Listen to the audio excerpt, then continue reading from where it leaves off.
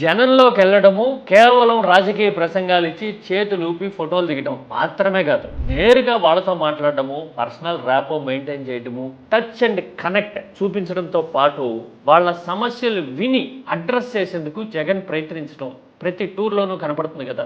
ఇది కేవలం విని అర్థం చేసుకోవడంతోనే ఉంటుందా, లేదంటే పరిష్కారాలు కూడా చూపిస్తారా అని చాలా మందికి ఒక క్యూరియాసిటీ ఉంటుంది కదా. పులివెందుల్లో మహిళలు ఒక ఇంట్రెస్టింగ్ విషయాన్ని షేర్ చేశారు వాళ్ళతో మాట్లాడుతూ ఉన్నప్పుడు. పల్లెల్లో 2024 ఎన్నికల్లో వైసీపీ ఘోర పరాజయం తర్వాత జగన్ పులివెందులు తొలిసారి వెళ్ళారట. ఎప్పుడో 2 నెలల తర్వాత ఏమో వెళ్తే పల్లెల నుంచి చాలా మంది మహిళలు వినతి పత్రాలు తీసుకుని ఆయన కలవడానికి వెళ్ళారట.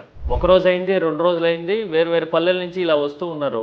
విషయం ఏంటి అంటే డ్వాక్రా రుణాలు పెండింగ్లో ఉన్నాయి, మొన్నటి వరకు మీరు అధికారంలో ఉన్నారు కదా, భరోసాగా ఉన్నాము, ఇప్పుడు ఏంటి పరిస్థితి అని వాళ్ళు అడిగారు. అడిగేసరికి అవునా చూద్దాంలే అని చెప్పి ఎంతమంది వస్తున్నారు, ఇలాగా ఎన్ని ఊళ్ళలో ఎంతమంది రుణాలు పెండింగ్లు ఉన్నాయి అనేది సమగ్రంగా ఒక లెక్క తీసి చెప్పింది. అఫ్కోర్స్ డ్వాక్రా రుణాలంటే ఇండివిజువల్గా ఒక్కొక్క మహిళకి పెద్దగా లేకపోవచ్చు, కానీ అలా రుణాల పెండింగ్లో ఉన్న వాళ్ళు చాలా మంది ఉంటారు కదా చెల్లించాల్సిన వాళ్ళు.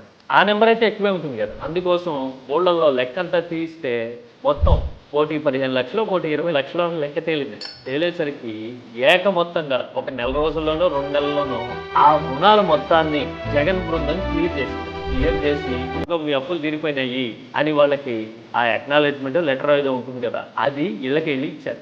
అంటే ఒకసారి సమస్య చెప్తే ఆ సమస్య ఇదిగో ఇలా తీరిపోతుంది అనే భరోసా వాళ్ళకి వచ్చిన తర్వాత అభిమానం జనరల్గా ఈ స్థాయిలోనే ఉంటుంది కదా. చాలా చెప్పి ఏమీ చేయని వాళ్ళ విషయంలోనే రాజకీయ ఎన్నికలు ఉంటే ఎగబడే రోజులు ఇవి. అలాంటిది అభిమానం ఉండి పైగా కష్టం వస్తే తీర్చే చొరవ ఉన్నప్పుడు ఈ మాత్రం ఎమోషన్ ఉండటంలో పెద్ద ఆశ్చర్యం లేదు కదా.